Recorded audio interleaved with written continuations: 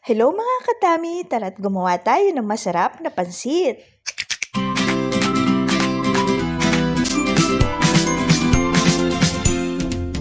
Okay, magluluto tayo ng pansit. Ito yung ating mga sahog. Meron akong kinayat na sibuyas dito, bawang, tapos repolyo or pechay, bell pepper, carrots, tapos baggy beans, and then meron akong kikiam. Para kaunti na lang ilalagay kong manok. Naglagay ako ng kikiam at saka atay ng manok. Pwede na namang baboy. So, depende sa preference ninyo. Paminta, soy sauce, na toyo. Pwede dito, noodles, egg noodles. So, yan ay kalahating kilo lahat. Kasama yung maliit na yan. Naglalagay ako ng kaunting instant din na pansit canton. Set lang natin mantika. So, kung mainit na yung mantika, lagyan na natin ang kikiam. Dito lang natin kasi para malasa yung kikiam. Isa na. Pinagsabay ko na para ma-maximize yung kuryente. Tanggalin na natin to.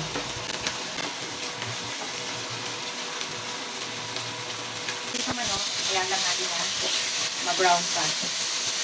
Pagka natin yung atay.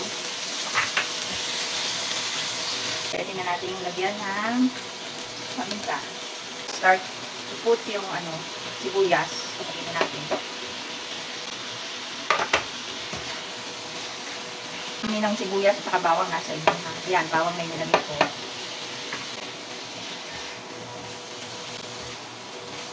Toyo. Tansya ko lang toyo kasi alalay lang. Baka mapaalat. Pansit. Noodles. Binabad ko ito sa tubig para medyo lumambot lang. Dali na malunay. Parang ang dami, no? Pero, tubig.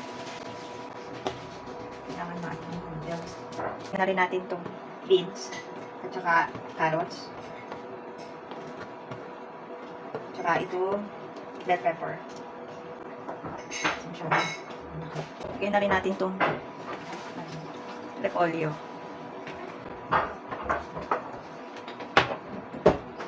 Then, lagyan natin ng oyster sauce.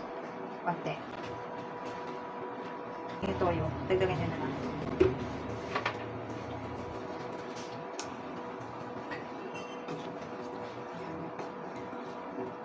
Maglagay tayo dito ng kaunting brown sugar. Yan yung sekreto na pampasarap. Adjust lang to taste. Yun yung pagtimpla ng pansit canton.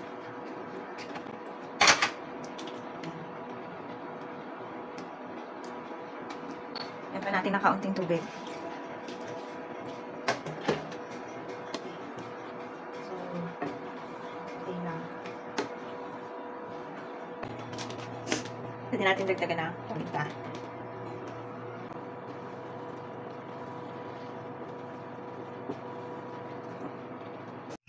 Yan, ito na ang finish na pansit canton. Pwede ka maglagay din ng onion spring. Wala lang ako onion spring dito.